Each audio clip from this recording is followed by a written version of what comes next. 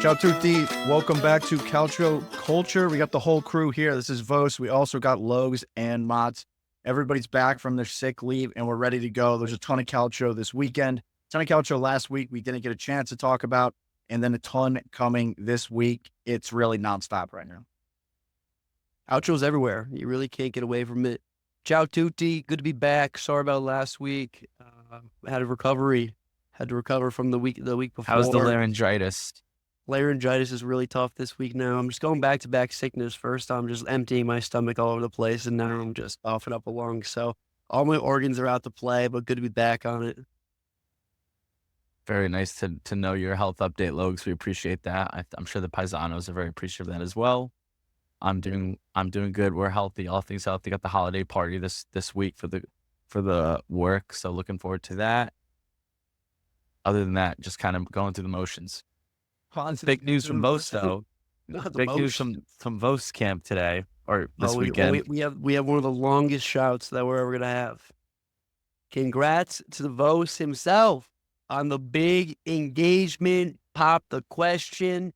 Thankfully, she said yes. The ring is on the fingy. Congrats, big guy. Congratulations. Yeah, we got diamonds on fingies over here. So it's well, I guess we'll call it a success. But we're here to talk about Calcio, and let's get into it. We got a lot to talk about today. We got some Colpi updates. We talked a little bit of Champions League that we missed, Europa League, Conference League. Then we got match week 16 to talk about. We have Coppa Italia midweek. And then we have match week 17 at the weekend. A ton to get through now. An insane amount of competitions. The Logs is back, so we got to bring back his segment, Quick Shouts, and it's all you. Here we go. First quick shout, kicking it off this week. Quick shout, Lecky. Congrats to Lecky as well. Another Paisan in the making. But in any case, on to our second quick shout. We have a kit check. Kit check. 2 kits this weekend were debuted. This first one out of Venezia. They've actually done this before. They went with a little light blue alternate third kit. Kind of steez. Drake obviously having huge influence on Venezia these days. So kits are looking fine. Their results out of the weekend not looking so fine usually. Motts might have a different opinion this week. It was a great one. But great kits. Great to see that they're at least trying to stunt on them holes.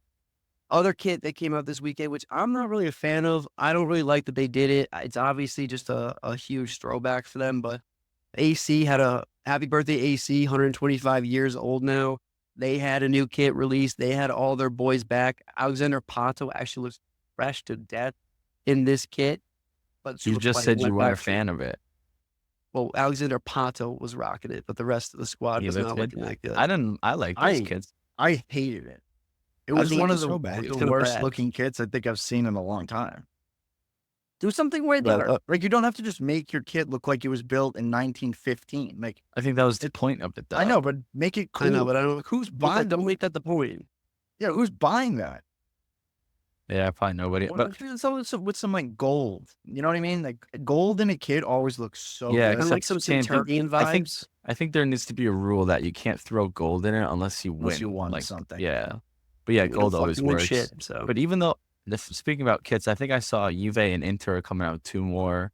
The Juve one is sick. It's like their third one, like that one that has a collar. I don't know what it talks about, but what it's called, but it's with no collar.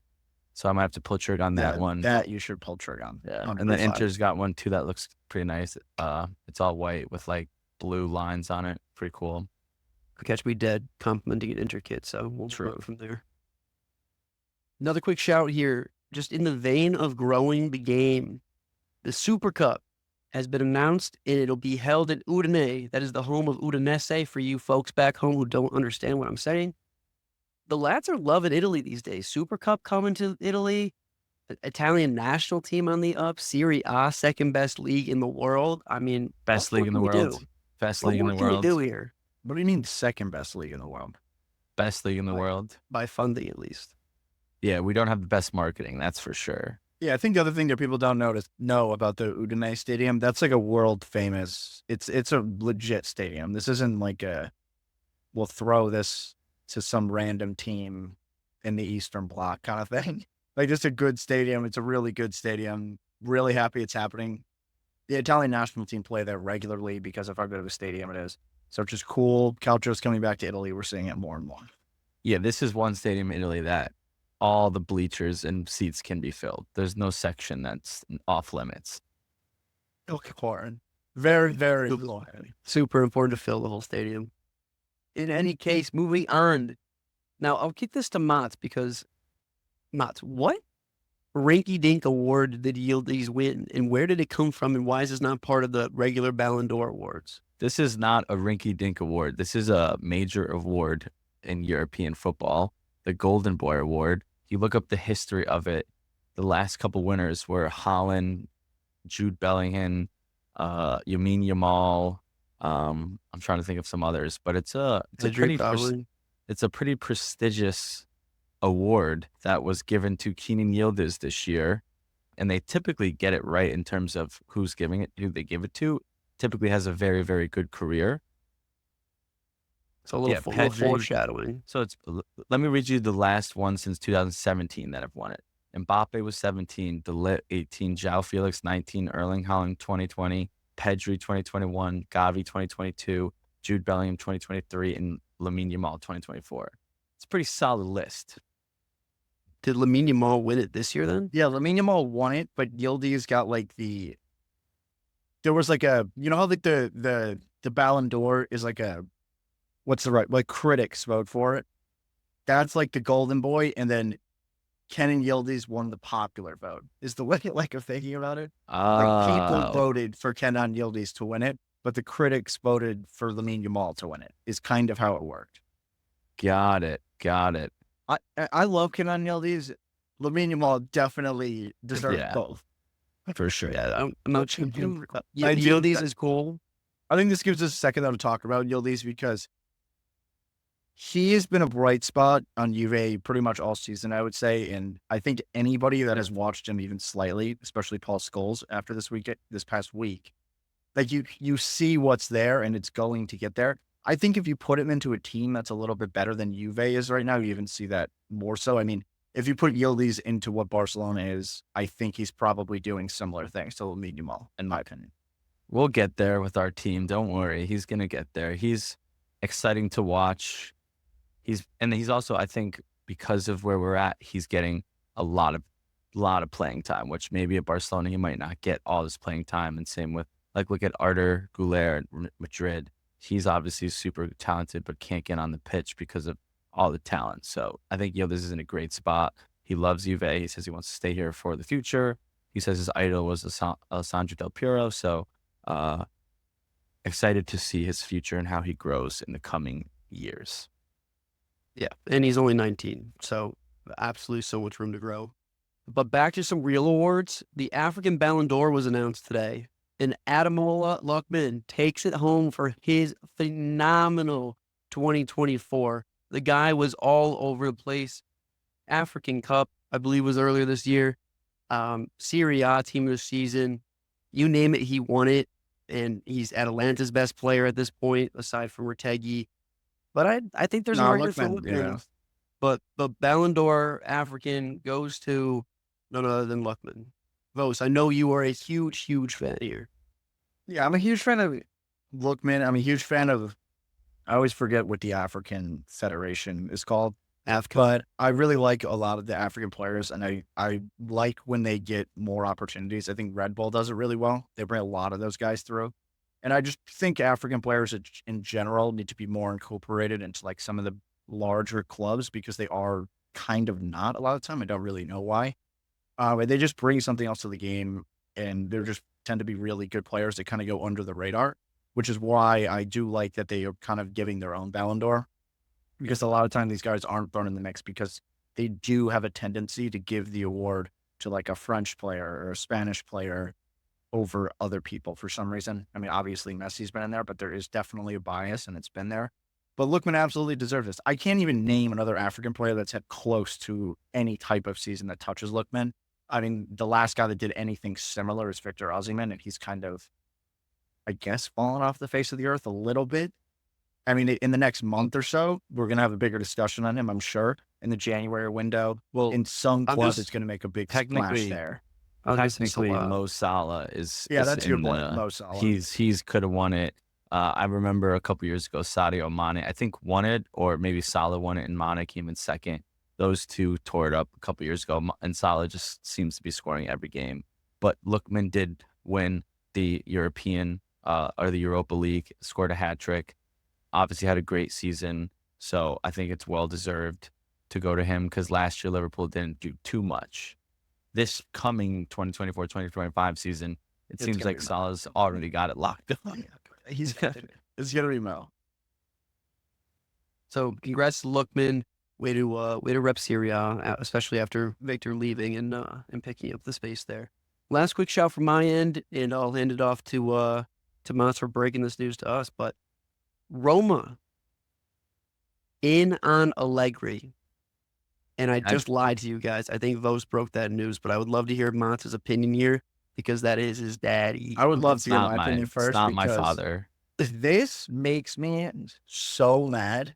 Mhm. I can't even fathom that not only that this was discussed in Rome, but the fact that it's been discussed enough and taken seriously enough that they're real links. Like, what are you thinking as a club? Like, you have a year to pick your next manager, to build a team that is very young. Like the core group at Rome, like you take out Dybala and like Mancini, some of those guys, but all the pieces that they've added are young guys that are going to build for the future. How are you not looking for a manager that is going to build this team over the next, I don't know, 3, 5, 8 years? Like that is exactly what Juventus are doing. And you can see what's going on, how it's going to work. How do you go Allegri? I literally can't even fathom what, like when you're selling this to the board. We want Allegri for XYZ over pretty much name anybody else.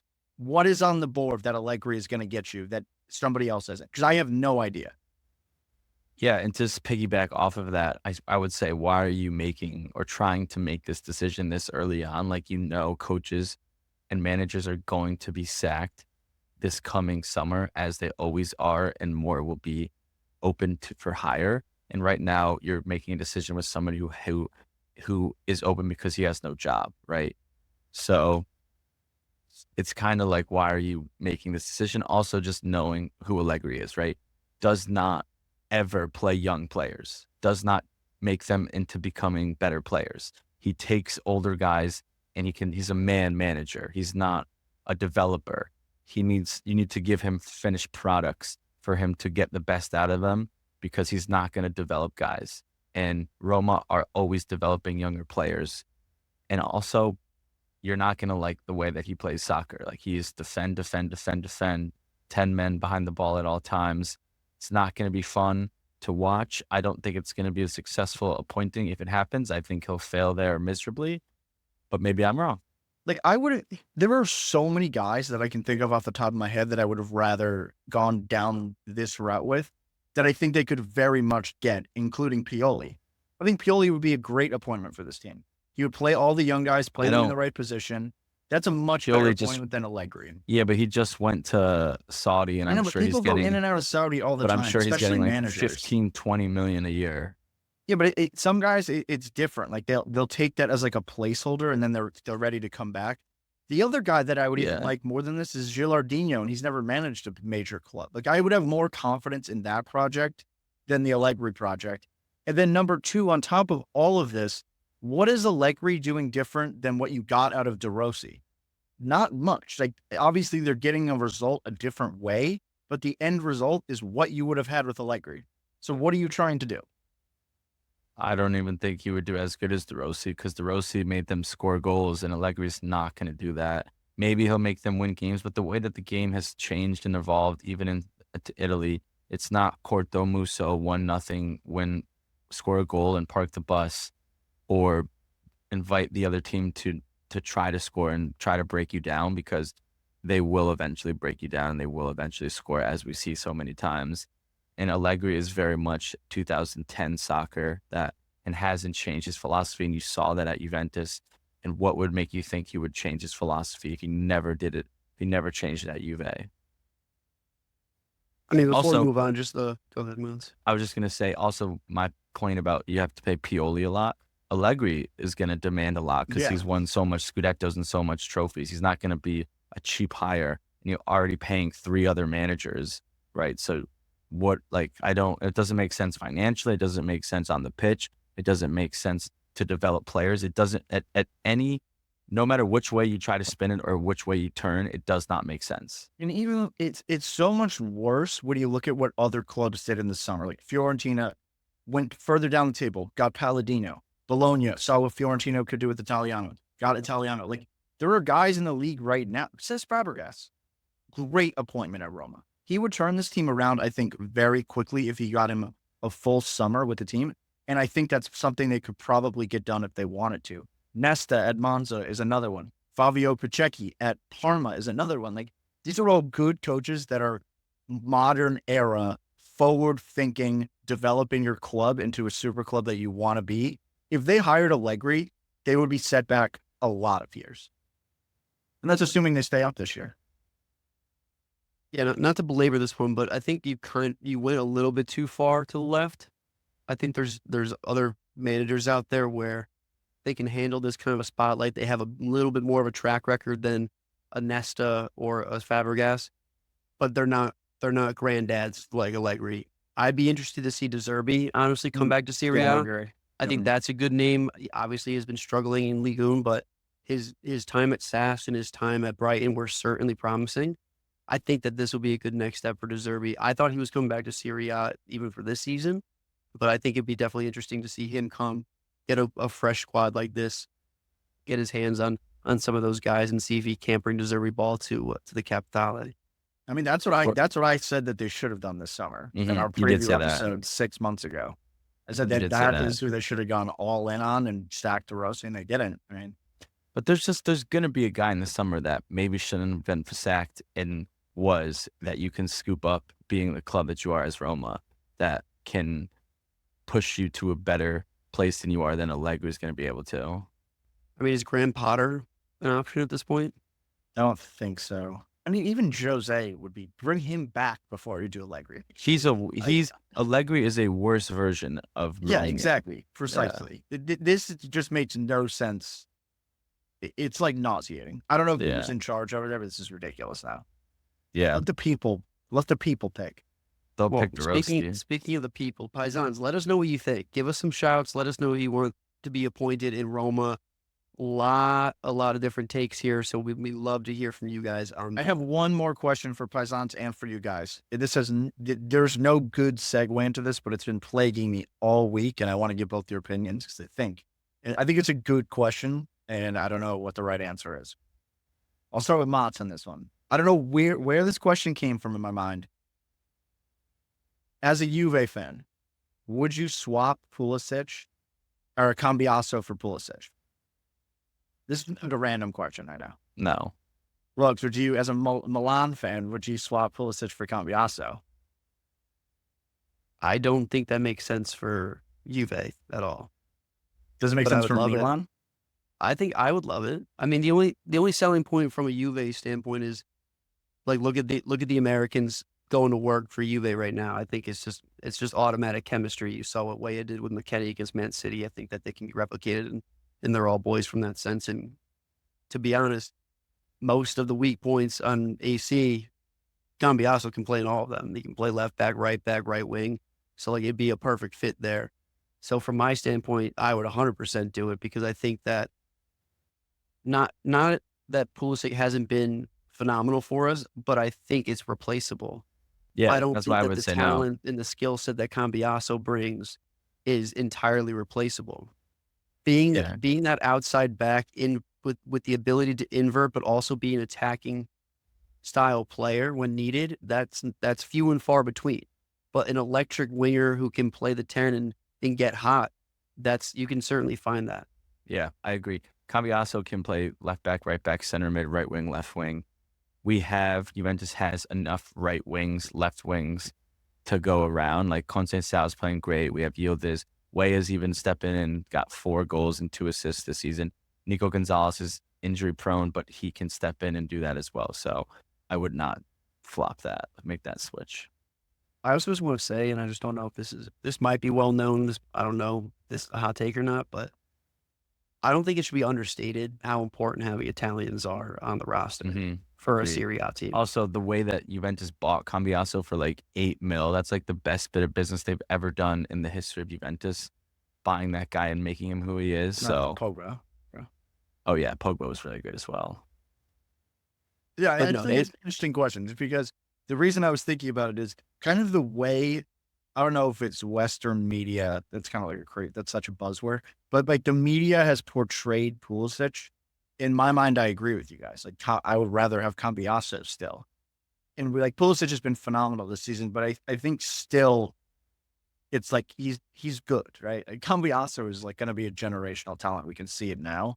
And I just think it's an interesting comparison because I thought, I don't know, similar level, and Pulisic is kind of the hottest it's ever been. Yeah, also Cambiasso has been, and to your point about the generational talent, he's been linked to City and Madrid, and he's said like Juventus is my Real Madrid. So you don't want to let that guy let that go. A guy with a mindset that like there's no other bigger club that I'd rather play with than Juventus. He's gonna be the captain of Juventus in like 2-3 years. You could see what he's gonna be in talent wise. So no shot. Cool. Motts, you're the stats guy, so we'll move on to you here. Update on the Colpi di Luna. I want to hit the button. Colpi di Luna. Oh, I forgot we had the run. Colpi di Luna. Big news out of the Colpi boys. Big win. Big news. Another win. That makes 2 Colpis out of the last 4, which means we're 3-0. And what was our overall record? 20-24 last week. So that means we're overall 23-24. We are 10 of our last 10-2 in our last 12. So we are on fire. So if we're on fire. That's too shabby. Not too shabby. That's insane. No, that's insane. I mean, I don't know if we keep this up. Like the stats say, yeah, me and Motts have hit our last 4 legs each. So 8 of the last 12 legs, right? And I've hit 6 in a row. And I've hit 5 in a row. Yeah. So and Lokes is we're on fire. You're 2 of your last 4. Like this is insane form. Mm-hmm. We had to make up for how poor our form was in the beginning of the season. Yeah, and I stopped rooting for Como in the Colpi, so we're in better terms. Although, but see what happens when you don't bet Como. Logs, you did throw. How much did you throw on the Colpi this week? I'm a stout $50 Colpi player. And how much did you win? We brought back in $329, baby. That's after that Fanatics double, the Fanatics boost. Always put the boost on the Colpi because that's always going to give you a little nice thing in the end. That's a haul. So there. I mean, we are clearly, if you took every single one, we're probably still a little bit in the negative, but we are almost there for sure in terms of being positive for the year. All that means is get on the train or get run over by Colpi di Luna. I don't think it can be oversaid how good 10-2 is in the last 12. No, that's insane. Not possible to keep that up, but we'll see. And that's why we're here. That's why we're getting into this next part of the show. We're talking about Calcio. We're just not talking about random bullshit. There's games that happened last week that we need to talk about. There's games happening this week we need to talk about. That's why we're here. And that's why I kick things off with the European games we missed last week. Me and Motts came on the horn, I think Monday afternoon, Tuesday afternoon. I think it was Tuesday afternoon. So we missed a couple Champions League games. We didn't see the Europa League. So Inter Milan went to Leverkusen, lost that 1-0, made me look really dumb because I said they were way better than Leverkusen. They couldn't get it done there. But a 1-0 win away from home was bound to happen. I think this was their first loss in Europe. It may have also been the first goal conceded in this game. Yeah, it was. So they're still. I mean, it's not like they got embarrassed. They were in the game 1-0. Yeah, and they were probably going for a draw. That seems to have been their recipe so far this year in the Champions League: is draws away, wins at home. That's kind of what they're doing. Which makes sense, right? That's kind of classic soccer. Real Madrid went to Atalanta. This game was a shootout. This was an amazing game. Atalanta lost 3-2. Big point. Matteo Retegui missed an absolute sitter in the last 5 minutes that would have leveled it. And that's kind of been a theme over the last couple of weeks. He's been playing a little bit less and has been way less clinical. So something to just watch there. But this is a very telling story of what what Atalanta was at the beginning of the season versus now. They kind of got their doors kicked in the Super Cup before the season started. And now flipping and they play Real Madrid again and could have won this game, should have drawn this game, realistically. Yeah, also, Vinicius was hurt for Madrid for a little bit. He did play this game, and they obviously struggled to guard him because he's just so electric down that left-hand side. But listen, this is Real Madrid, obviously the defending champs of the Champions League. Not an easy team to go. And they were away. Or were they home? No, they They were were away. home. They were Atalanta home. was home, yeah. Not an easy team to just play Real Madrid at all. They could have tied it. Retegui, you need to finish that. Doesn't matter the moment. Like, you need to finish that. Then you're coming away with a point, and you are in fantastic shape. But nothing to, like, get worried about losing to Real Madrid. No, I think it's a great measuring stick, honestly, just from where Atalanta was at the beginning of the season till now. Certainly gelling more. And I mean, when you play a team twice, even though it was a preseason game, well, we'll call it a preseason game, but I think it's, it's really good to see them as they've progressed, as they brought in new players. They've had to rotate a lot. Obviously, a lot of their key players now were not here for the Super Cup. So good to see them growing. The point I'll make here is, what does this mean for AC's comparison to Atalanta? Sure, Atalanta wins in the 88th minute against AC 2-1. AC handedly. Atalanta is way better than AC Milan. AC handedly ready out at the Bernabeu. So does that? I don't know. I feel like that means AC is a little better than Atalanta. It was totally in the San Siro. It was at the San Siro. No. It was at the Genoa. Oh, was it? Okay. It doesn't matter. It doesn't matter. It doesn't Something to think about. Keeping it rolling. Bologna went to Benfica, which I believe is in Lisbon, if I'm not wrong. They went to Lisbon, 0-0 draw. Bologna in the Champions League, it's going to be like, let's rest players. If we get through, we get through. That's how I would approach it, and I think they should approach it that way. I don't think they're getting through at this point. Yeah, I don't think they should even want to get through. They have a tall mountain to climb. I think they've gotten 2 points. Yeah, that total. They're just not there. They're not, the squad's simply not good enough to compete. Period. Correct. Yeah. Also, Benfica is good. Benfica is very good. No, that's not a bad result, but they're just not accumulating points and not getting enough results to get through is ultimately what it is. And their squad is vastly inferior to Benfica. Like, period. And also, I don't think that it's the end of the world if they're focusing on 2 competitions, Copa and Serie A. They could end up finishing in the Champions League spot again with how they've been playing in the league.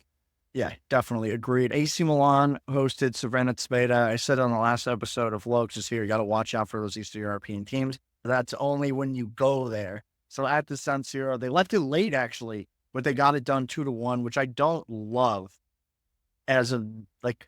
this is the kind of game that we're going to get from Fonseca, right? Like, you're playing kind of an inferior opposition. You're going to have to bring the game to them, and they struggle, which is that kind of been the story of the year. I mean, it's the second Champions League game in a row we're playing a no-name Eastern European team, and we could have dropped points here. I wouldn't have been surprised. We had a 3-2 game, the previous matchup, 2-1 here. I go into every game now for AC expecting no more than a draw and being extremely ready for a loss, and it does not matter who we're playing. Yeah, Fonseca, those Eastern European teams, not your Real Madrid.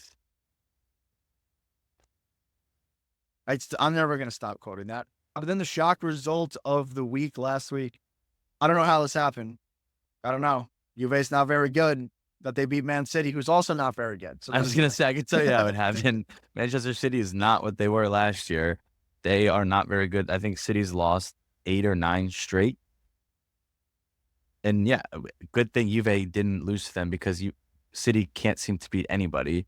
I will say City dominated this game. They probably should have been a 1-1 draw. Di Gregorio, very, very important save against Erling Haaland on the chip. Yep. And also, Weah and Wes McKennie were subbed in, and Weah assisted Wes McKennie, who had a fantastic goal, pretty similar to his Barcelona goal that he scored 2 or 3 years ago in the Champions League as well. But it was the first time in the Champions League history that an American assisted an American goal scorer in the European competition. So that's good for USA. And then Pep had something to say, which was just insane. He was like, this Juventus team is the future. They're very good. They're so young, which I love that he said that. But he was like, it's almost impossible to shut us out. I took a look at City's last couple of games, and everybody shuts them out. Like, so it was kind of funny, but love to get in the praise by Pep about Juve and how he sees what is coming. And good win. No, I think it's interesting that Pep says that because, right, we've been talking about Juve and comparing them directly to AC Milan, and they have similar form in the league, actually worse form in Europe, and yet we've been talking about Juve as this project that is going to be dominant a year from now, maybe a year and a half from now, and it's different, and we can see that, and the results aren't quite there. We talk about like what the roadmap is, like they're ahead of schedule, behind schedule. I'll probably say they're right on schedule right now with how they've been doing. I mean, it is crazy though, because if some of these draws, like if four of these draws are wins, it's a totally different story. I mean, the two that you can pull out so quickly, the Cagliari at home dropping points, and then Lecce dropping points with Lecce, like and this week as well. Yeah, it's crazy. Yeah, you win those 3 games, and you are what 9-9, I think, or something like that, around there. No, 9-7. If you win those 3 games, you're equal on points with Atalanta at the top of the table. And those were games that they had won, which is insane. Mm-hmm. Yeah, I keep it rolling. But they did come out. Yeah, go ahead, Motts. Finish it off. No, I'll say it after. I'll say it when we talk about Venezia's game. Okay, perfect. And so moving it on, Europa League, Braga went to Roma. Roma won that one 3-0.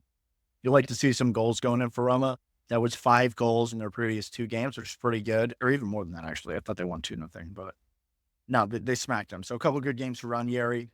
Lazio went to Ajax, won that game 3-1. I think that's kind of a more impressive result than it might seem on paper. Going to Amsterdam and giving it to Ajax is not an easy job. That's a really intimidating stadium, and that's a team that prides themselves on winning at home and competing in the Champions League. So I think that was a good experience for this young Lazio team, good experience for Verona as well. So I'd like to see them getting it done. I still expect them to make a deep run. Fair. Cool. Yeah. I mentioned that last week about their game during the week. Lazio's is going to be tough because they're going to Ajax. They're coming from Ajax, which is a tough game. And you'll see that, obviously. Yeah, true. Conference League. Fiorentina hosting another team we don't know anything about. Last 7-0 Fiorentina, beat the piss out of them. Interesting stat. They scored 7 goals. Moise Kean started and did not score one of them. Very tough. This is going to be Chelsea-Fiorentina final. Well, he didn't listen last week, but Mott said that every time we talk about Fiorentina in the Conference League, that's what he's going to say. I mean, he's done it every single time up until now, so he might as well just keep it going. That wraps up European competitions from last week, which brings us into match week number 16. This was probably the most eventful week, I'll call it, since match week 10 of the season officially started. There were a couple of surprising results, some weird score lines, and I think the place to start with is definitely the game that happened today on Monday. We recorded Lazio hosted Inter Milan and lost 6-0. Insane. I don't think anybody would have anticipated this happening. I did think Inter were going to win. That was my Colpi pick. But if you had told me that Hakan, Federico DiMarco, Nicola Barella, Denzel Dumfries, Carlos Augusto, and Marcus Thuram would all score, I would have not believed you.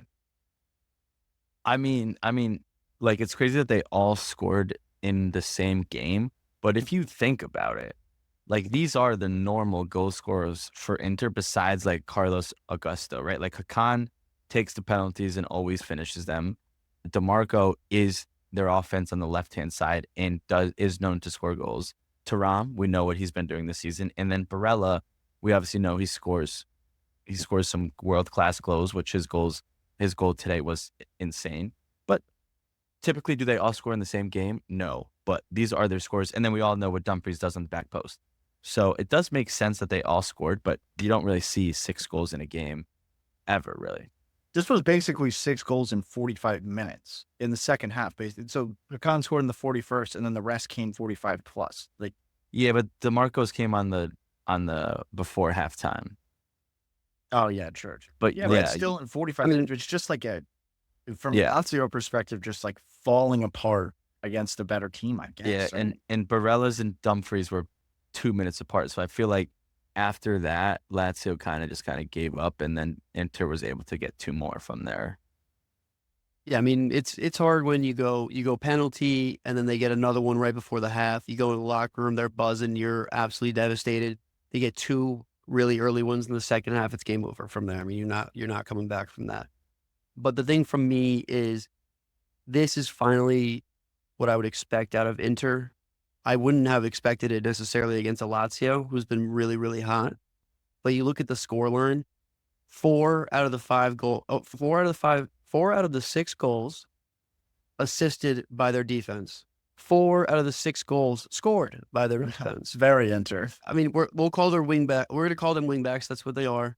That's their defense. Like, it's incredible that they can effectively run their entire attack from the back line.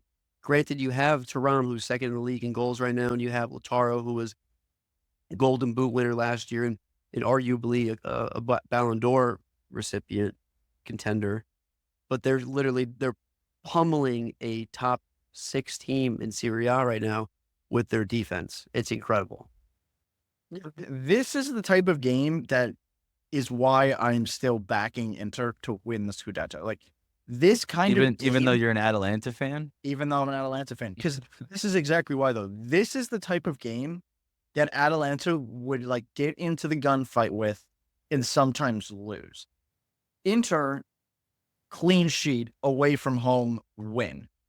That's what Scudetto winning teams do. They go on the road, get it done convincingly.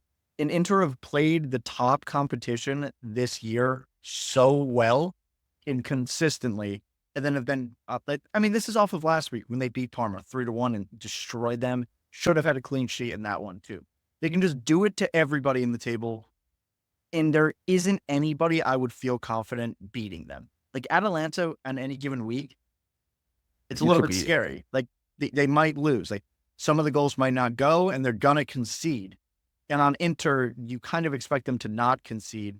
Well, that's what I was going to say, is that, listen, 6-0 is a great win, but you can easily shut off after 5-0 or 4-0 and let in a goal or even 2 goals, which we've seen Inter do time and time again throughout this 15, 16 games, right?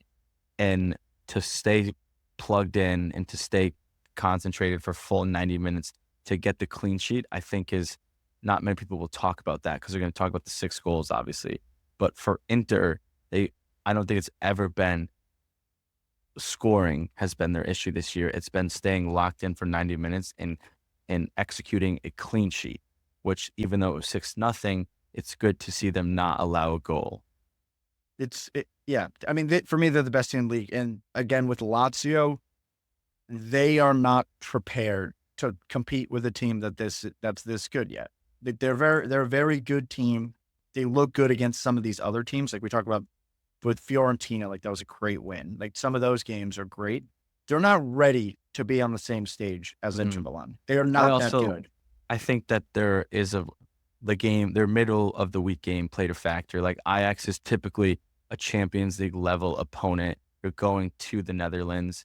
You have to be focused for that game to get that win. They executed great that game 3-1. And then it's tough to come back and play a team like Inter. We've seen it even for a team like Inter, playing Manchester City and then playing a team like Milan, right? They lost that game. A team like Juventus having Manchester City come and then playing a team like Venezia. It's hard to have 180 minutes of mental, like locked in, no mental lapses in a game with those 2 big games back to back. It's tough to do.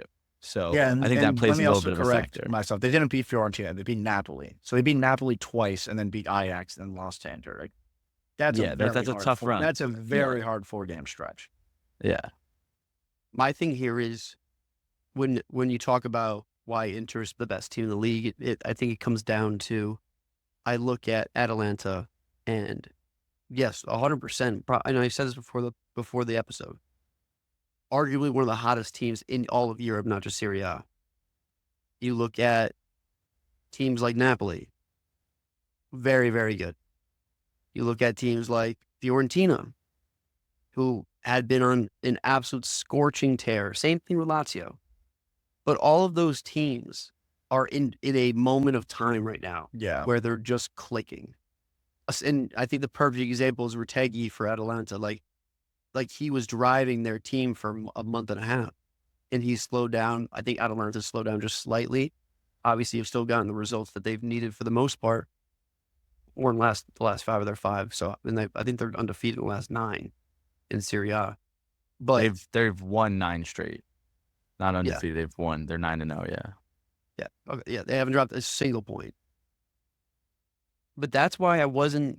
I mean, I guess when you look back at other episodes, were we worried about Inter? Yes.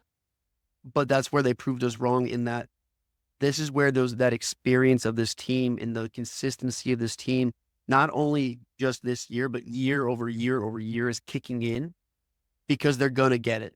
I think they were bound to get it. They were bound to make it click. And Motts, I saw that face. I'm not sure where it's coming from, but before Motts talks, if this is year over year, what are we talking about here? They won once. Yeah, but Twice. When was the last time they were out of the top 3?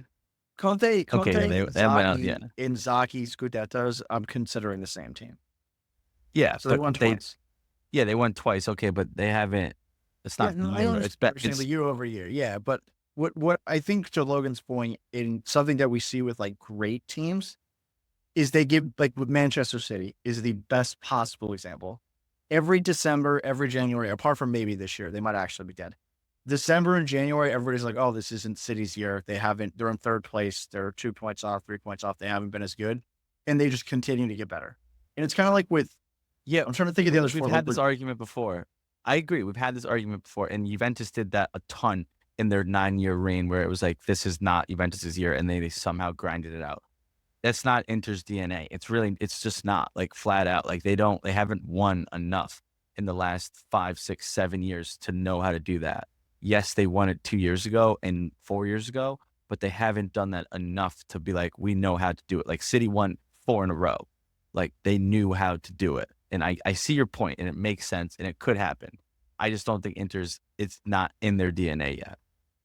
I just think you're going to see more consistency out of this Inter team when they hit a blip in the road, as opposed to if you do see Atalanta have a really bad game, that bounce back, I'm not sure is going to be there as much as it has been for Inter to hit some bumps in the road. They lost to Milan.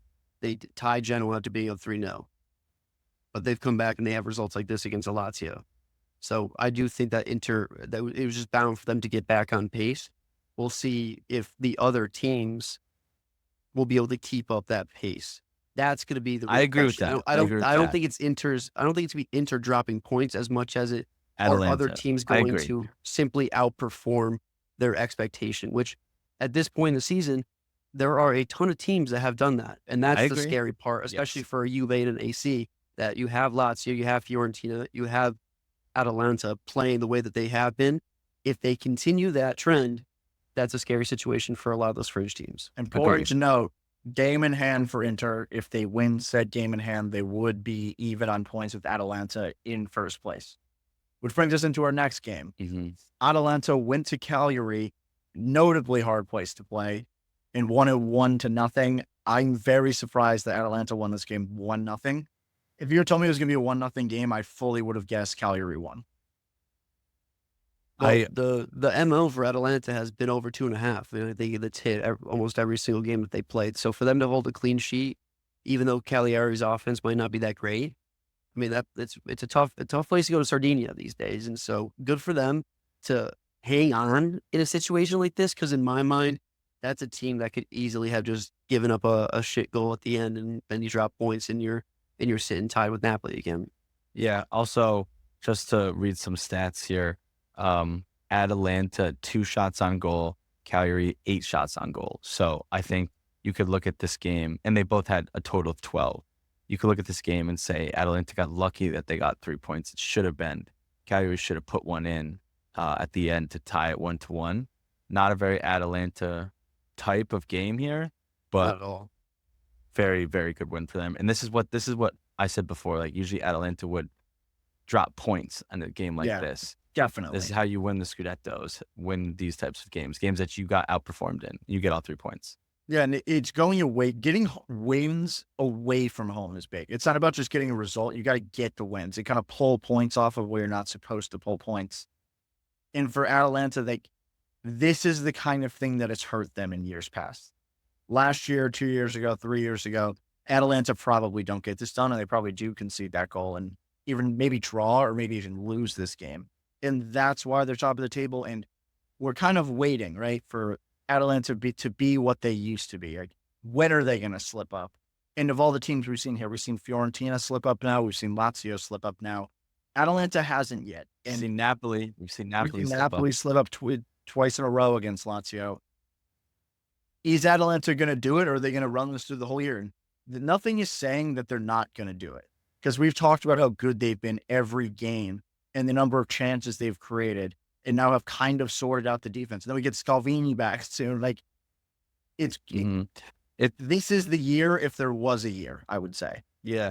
But what is so crazy is that they've won 9 straight. And if Inter plays Fiorentina and they win, they're in second place.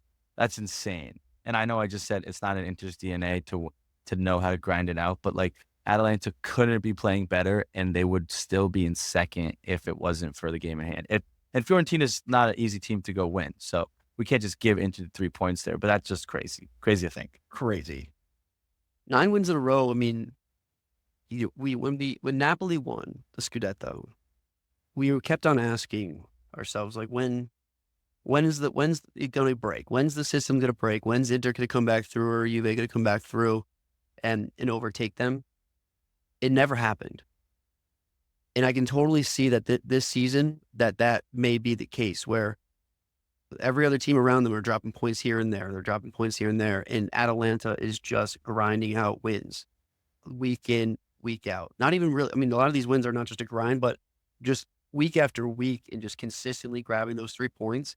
If they continue this trend through the end of January, which is not that far off. That's a month and a half, and in the grand scheme of things in the season, that's not a crazy amount of time. This difference can grow very, very quickly. We saw it happening with Napoli originally. They've now dropped a couple of points. They've dropped 3 points, 4 points in their last 5. Atalanta have not shown signs of slowing down. They don't have a ton of holes in their roster. And if they can just keep healthy, I think that this is Atalanta's league to lose. Quick question here, and I don't know how true this is. I was scrolling on Twitter and I saw it, and it said that Gasperini would have taken the Milan job if they offered it to him. I saw that too. Why didn't Milan offer him? Do you guys think you would have taken him? Because we know that Gasperini, obviously amazing at Atalanta, but we know he struggled when he gets players with bigger egos like a Leão or like a Theo or maybe a Morata and Mignon, right? He's better with developing younger guys. Would you want him at Milan? Do you think he would succeed at Milan? Make it quick, because I know we got more to cover. I mean, short answer is I don't think it's the right fit, simply because I don't think our roster is in a position to have a Gasperini. I think a lot of the players that Gasperini excels with are simply just not on the AC team right now. And so I think that his best attributes would be muted with the roster that AC has today. So I think it'd just be a waste. I would pay money if I was Milan to buy Gasperini and put him at the helm of AC Milan.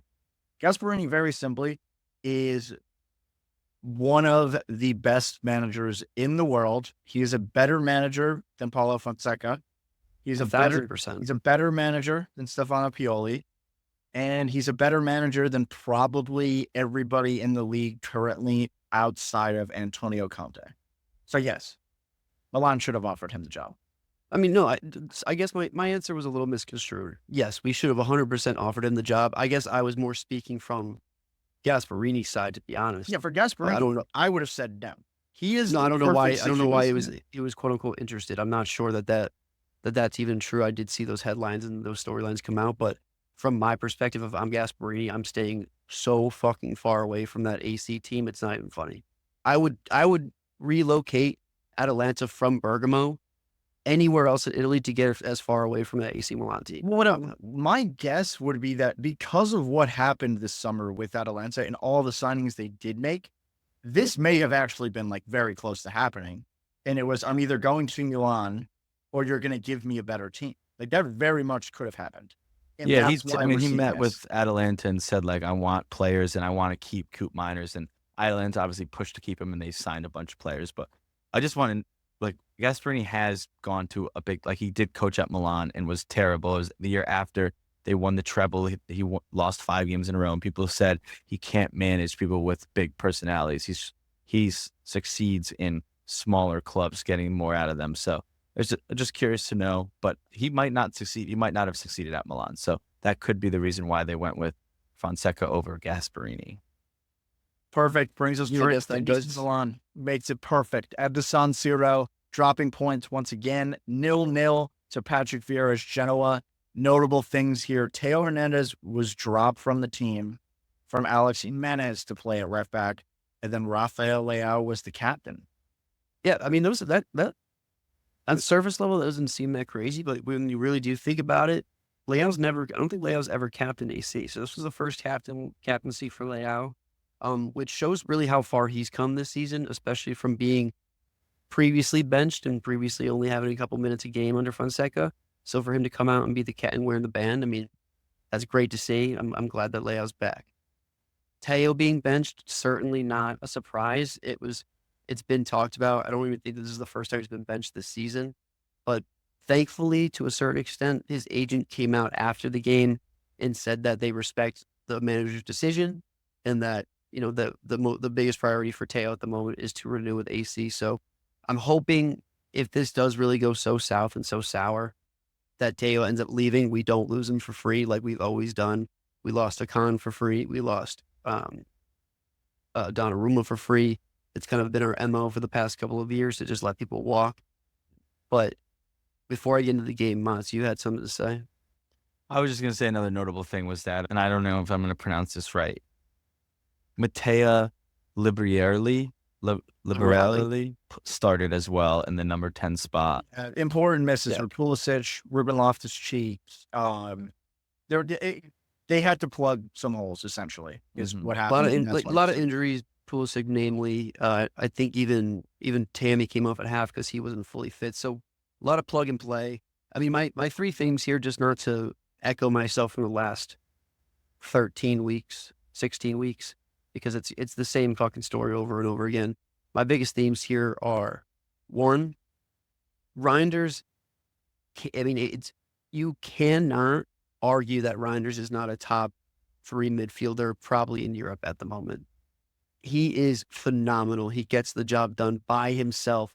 The only reason that this game was exciting at any point in time was Reinders creating from he created from everywhere in the pit. Whether we had possession in the final third, we were in transition, picking a pass, making the right run, getting open, taking free kicks. I mean, he did everything.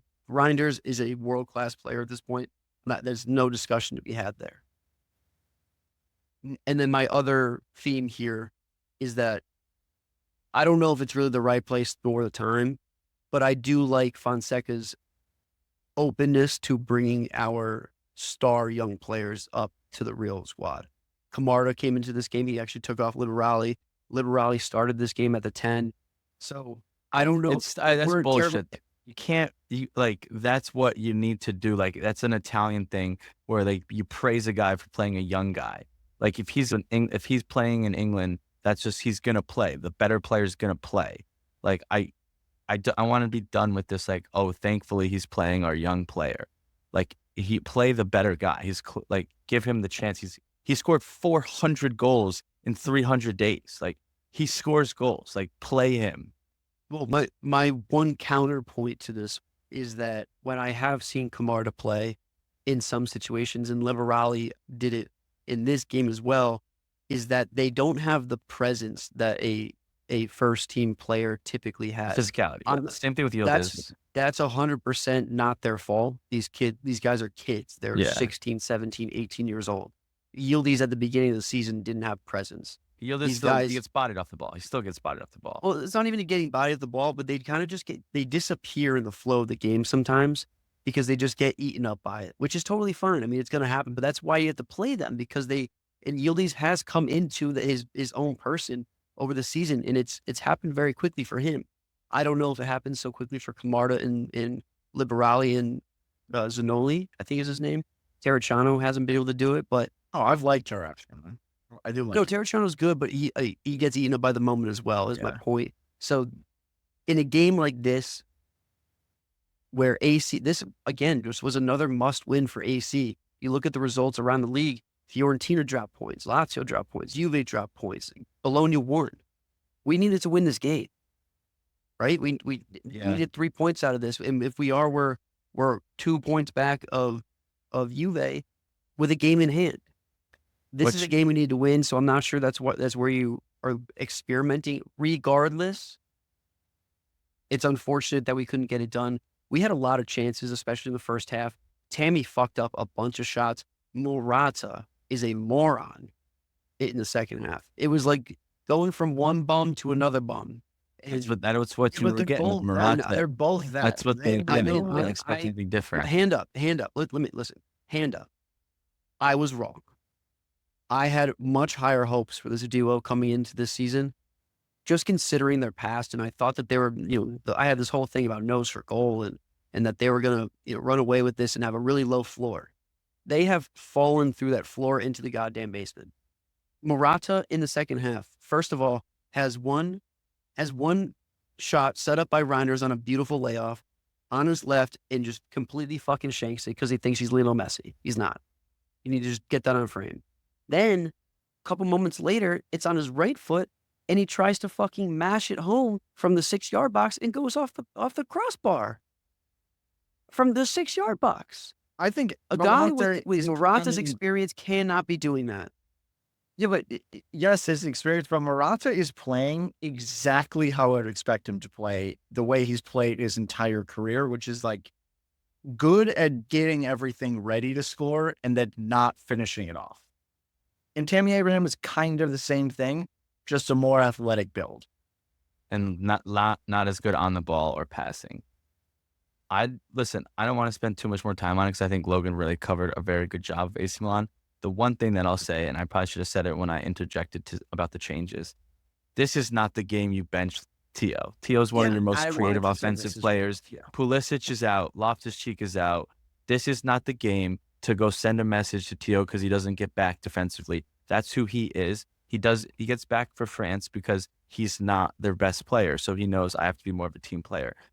Obviously, Leão and Theo are Milan's best players. They have won the league single-handedly before with Tonali with that year that they probably shouldn't have won. So they think that their shit doesn't stink, so they don't have to hustle as much. Yes, that comes with the two.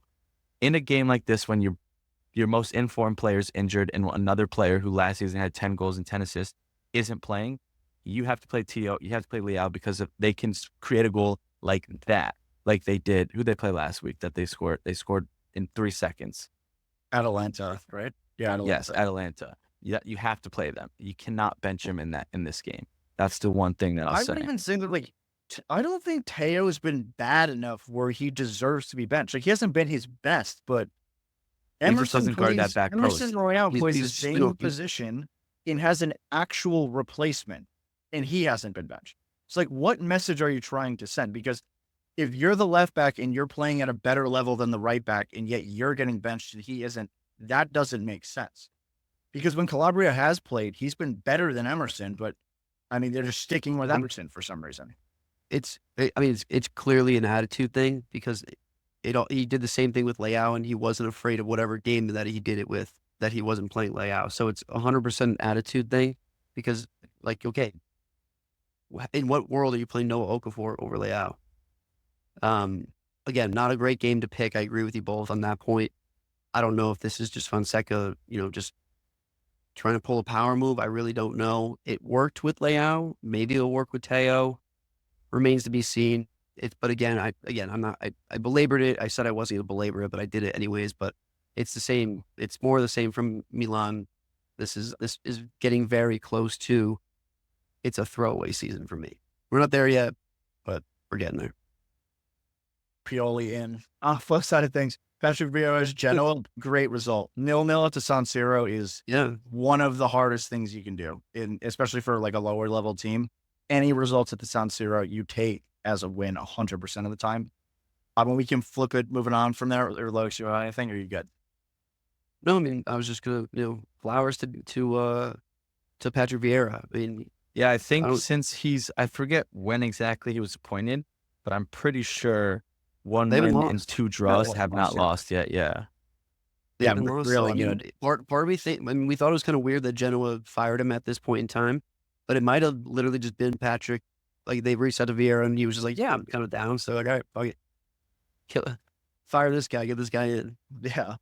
Keeping it rolling, another team. Fiorentina, one of the hottest teams in the league, maybe the hottest. Not anymore. Went to Bologna, lost 1-0 in the Vincenzo Italiano derby. This one's got to feel good for Italiano. To get one over Fiorentina has been absolutely flying. 100%. Certainly needed it. This game was actually much more exciting than a 1-0 win for Bologna. And my biggest takeaway here, though, is twofold. One, Dan Ndoye, most you've been saying it, but he's just electric. I mean, the guy is... Monts been saying it. Sorry. Before the what was it, Euros, the World Cup? You've been you were a Thiago Motta. Yeah, I mean, Ndoye is he's just electric. He's so good. He's just a better version of Dennis Mann. So, and he's awesome. The other thing I wanted to take away from this game is, I know they lost, but they should have scored a couple of times. Fiorentina's attack is so fluid and like pointed. They're all in the same. They play tiki taka. They're so pointed, and they just want to get to the net. I mean, even from their two holding midfielders, which is usually Adli and Cataldi, I think. Yeah, I mean they move the ball so quickly from their own third to the midfield line and then get a run in behind. They do it so consistently. Moise Kean is always making a great run, whether he's offsides or not is a whole other story. But I really do like the way this Fiorentina team plays, especially the offense. It's Palladino. That's how Monza played 2 years ago for the last 2 years, but he just didn't have the same talent or the same caliber players as Fiorentina does now. Like Monza, and I know it's not hard to do anymore, but Monza came in the last 2 years in the Allianz Stadium and beat Juventus 2 years in a row. And now you're just giving Palladino better players to do so. You can see how big of an effect he has on a team because Monza only lost Colpani and they're in relegation zone and Palladino. And Fiorentina, whereas they didn't gain that many players, they got Gudmundsson and who's the guy? Actually, Fiorentina did get a lot of players. Yeah, they got a lot. But what I say is that they got guys that Palladino's always wanted. Right? He wanted Moise Kean at Monza for so long. He wanted these players, and they got him. And he knew that if I get these players, I can get the most out of them. So it just goes to show you how good he is.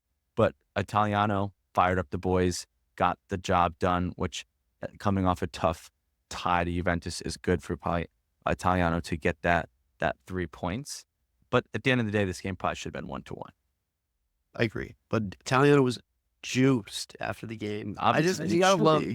I know he should, but you gotta love seeing the emotion of these guys. I mean, especially Italiano with a rough start for Bologna, to be in the position that they are, and then get these 3 points at home against his old squad. I mean, huge. This is what you live for. The bad things Bologna were doing, they're continuing to get better. And again, I'll say it, I still think they're better than Juve, and I think they're going to overtake Juve pretty soon here. They're 3 points behind them, and they have a game in hand. They're just as good in my mind.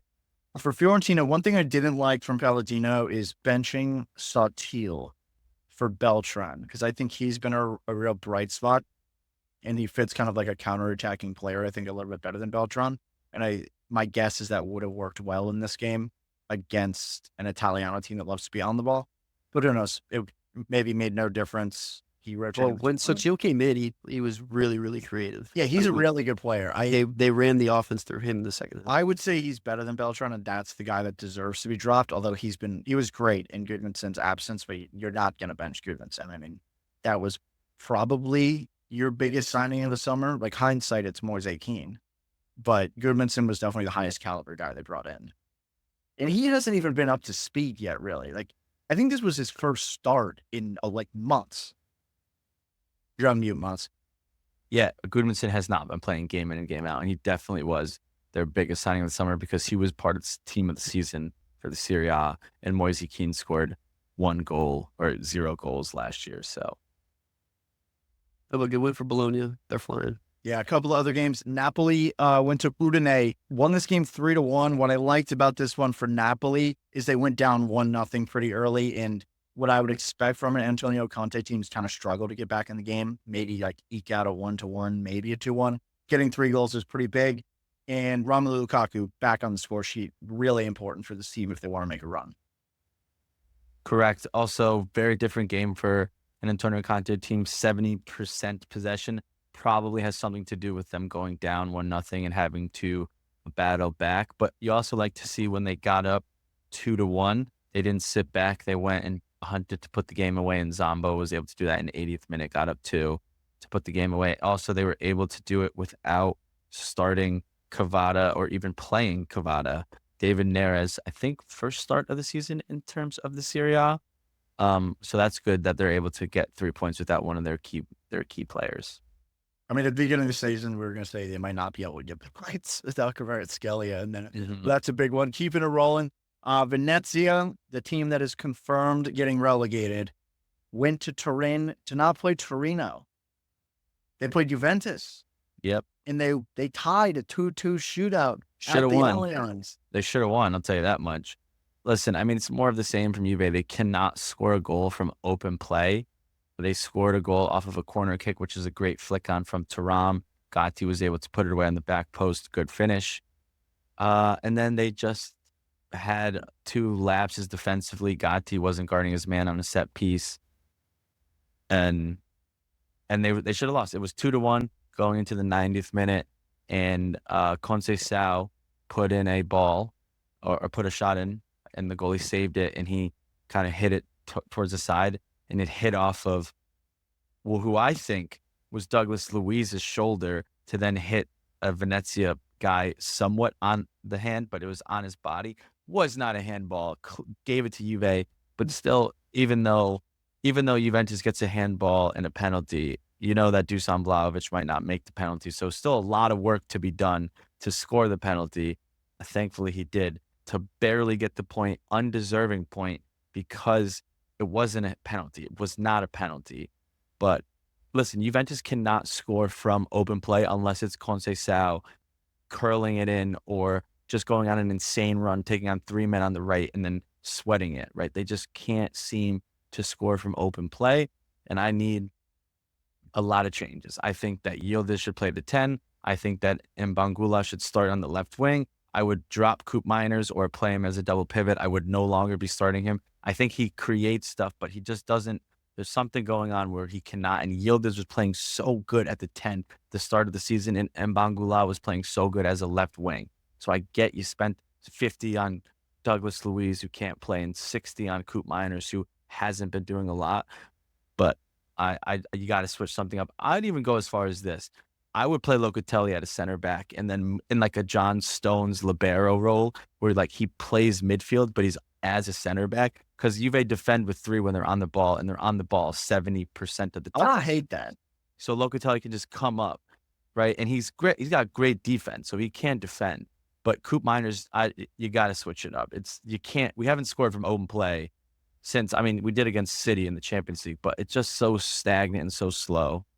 Motts, let's just take a second, because I just want to first and foremost clarify that you just said, let's not play $110 million. I want to play Douglas Luiz. Douglas Luiz he's been injured, so we can't play him because he's been injured. I want him to play. I would play him over Locatelli, because I think Locatelli just is the reason why the game is always constantly so slow.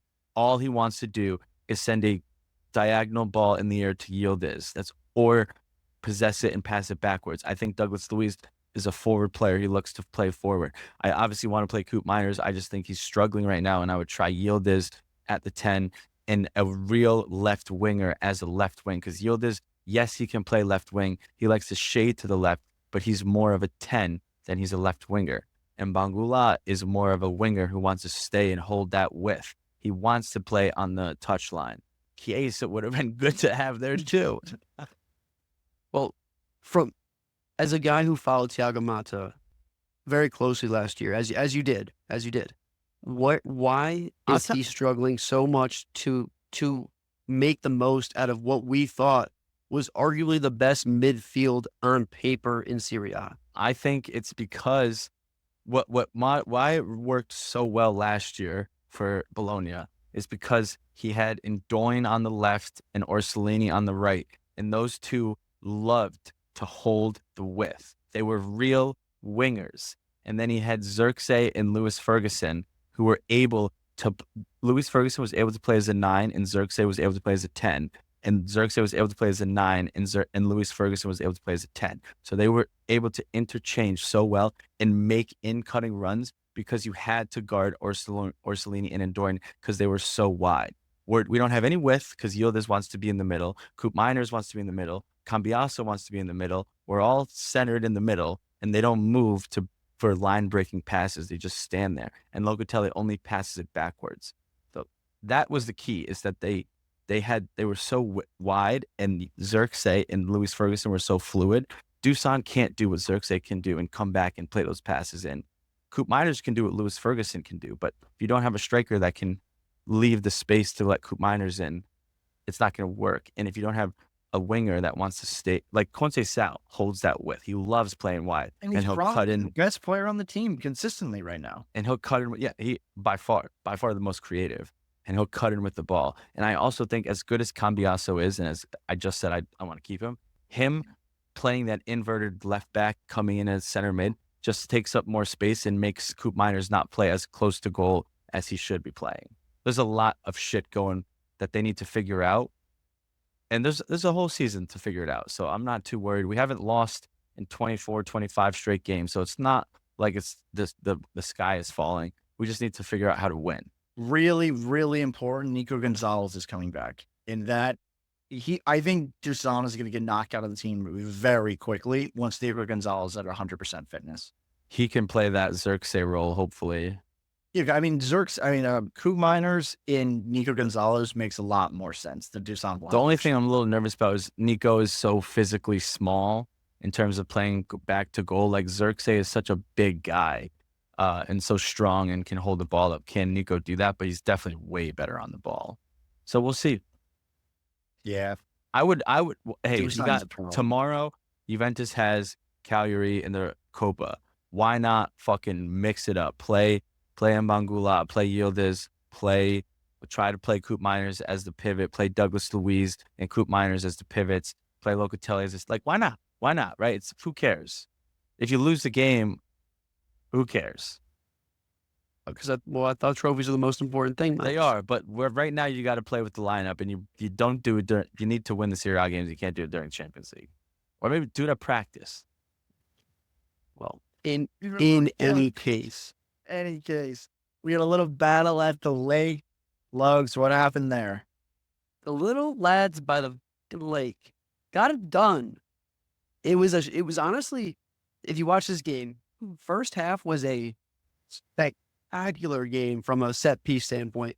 I think there was maybe 10 set pieces that were actually dangerous between the two teams, which is great productivity out of set pieces. But this game really started in the 92nd minute. Como subs on Gabriel Loney. This game started in the 92nd minute. Where? Now, this man has been on Como from the beginning. I think he's 30 years old. He's been on Como since Serie D.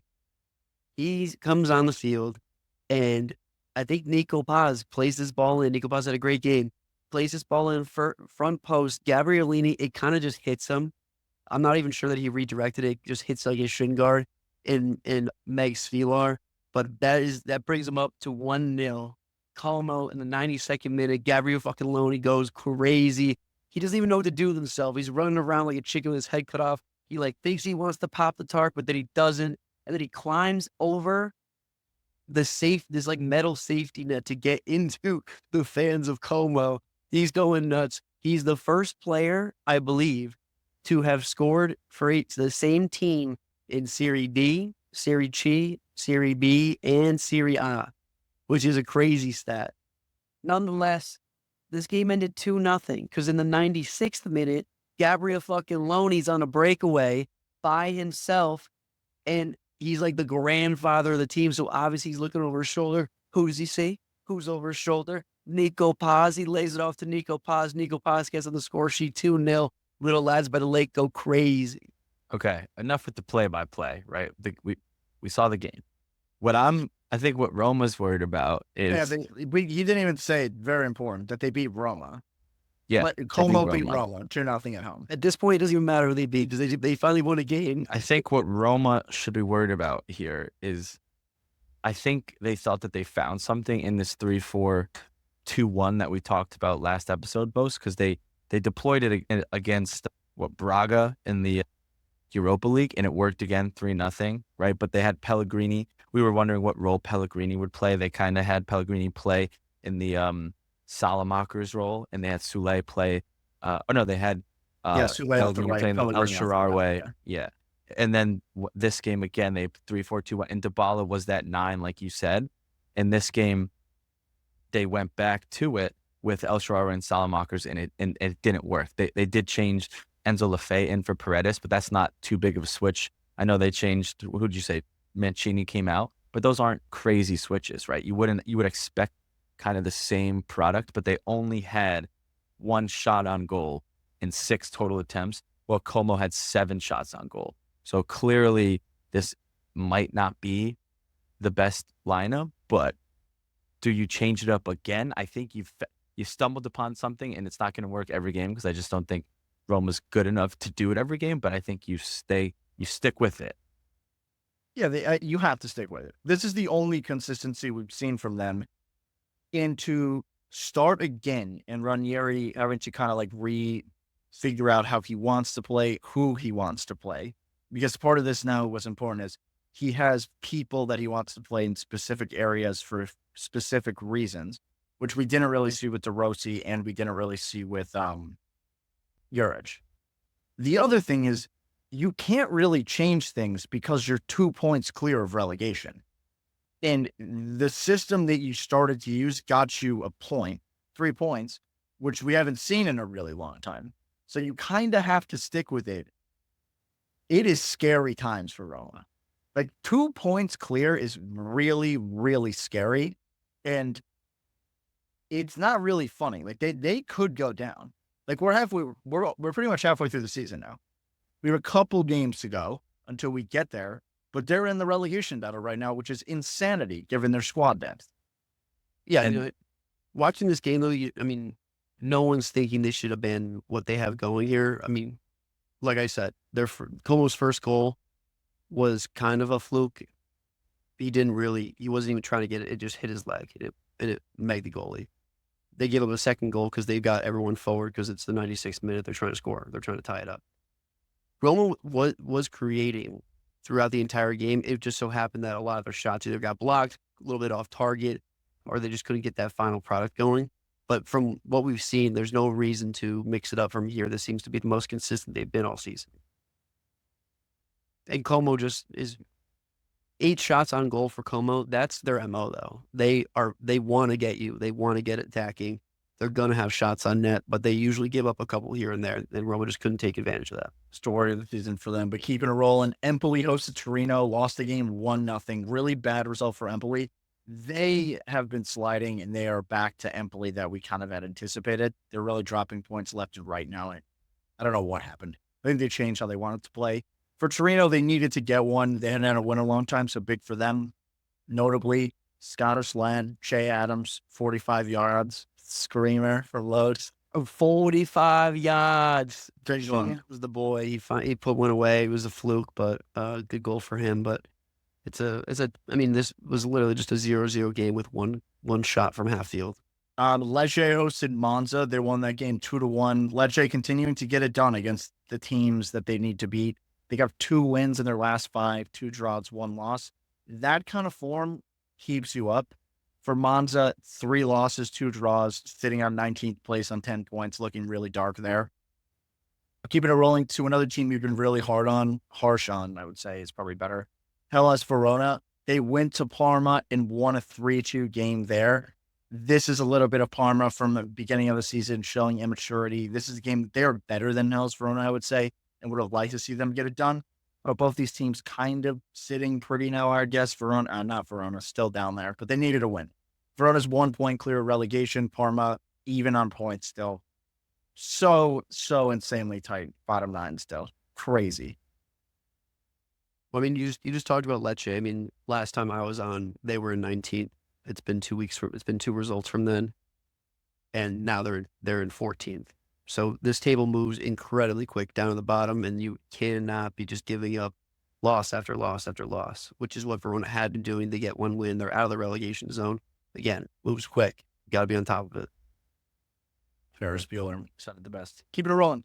That wraps up match week 16. We got some previews for this week. We have Coppa Italia action at midweek. Motts kind of spilled the beans. Cagliari is going to Juventus. And Motts kind of wants to punt the league, I guess. The Coppa Italia wants to punt. No, I don't want to punt it. We Motts is can out beat of them. Coppa. We could beat them with the lineup that I said. I want to You try it out. You did it in the You're gonna league have- with your favorite lineup. No, I mean, it You wasn't. drew. We didn't have. Yeah, but we didn't have the lineup that I just said to use. Just see what You can't draw in happens. this game. But I mean, I think Douglas Luiz is injured already. I think he picked up a knock in practice, which is crazy because Douglas Luiz and how many seasons at Villa did he play? Those 3, 2, 3. He missed 10 total games at Villa. He has already missed 11 games for Juventus. It's crazy. Yeah, a little That's scary. what happens when you pay them in. Other games other going thing on is good. this week. We got Cesena going to Bergamo to play Atalanta, Sampdoria going to Rome to play Roma, and Udinese going to San Siro to play Inter Milan. You would think the favorites should be able to get it done in the Coppa Italia, but there's always one surprise there. Yeah, I think Samp has a chance for an upset here just based on Roma's recent form, but I think Recent. I think you form. take a total. I think you form. take a part. I think you take a parlay here and you go Juve, Atalanta, Roma, Inter, and just call it a day. That'll never hit. That never ever hits all the favorites. Noted. No Coppa Italia in Colby either. Interesting. Match week number 17 at the weekend. The big games. AC Milan going to Hellas Verona. This one screams to me. Milan does not get it done, I will say. Verona, not really going to bring it to them. And I think Milan are going to struggle. I just expect either a tie or a loss every game. That's where we're at. You do, Logan. Juventus haven't lost a game in 24 matches, but they don't win either. So it's just ties. It's just ties. Like, I go in expecting a draw every game. They're miserable to watch. It's very boring. Yeah, it's bad. But so that one's going on. Bologna going to Torino. I think this is a good game for Bologna to kind of continue to build on what they've been doing and just beat a team that's worse than them. Torino are still not very good. I mean, it takes a Shea Adams goal from half field to get them a result at this point. Genoa hosting Napoli. Another big one for both teams, I would say. I think this could be an interesting game. I would expect Patrick Vieira to kind of continue to hunt for that draw. So it'll be interesting to see what Antonio Conte can draw up here. This is my dog of the week. Genoa to win this game. I've just got a feeling. You heard I've it got here in my first. bones. Calcio Culture calling. Logan's calling his shot. Genoa to beat Napoli. Andrew Kopi pick, dude. Wow. Not completely not. Not gonna change it. Lecce is hosting Lazio. You would think Lazio should be able to bounce back and get it done, but you never know against Lecce. A lot of people struggle. Lecce's dangerous. Yeah, Lecce is dangerous. This Rome, is my dog of the week right here. This next one. In Rome, we have Roma hosting Parma. This should be an interesting game. I think This is a that great game. the 3-4-3 of Roma is susceptible to counterattacks, and Parma Anybody's don't wanna do that. susceptible for Parma's counterattack. Anyone can get got by Parma.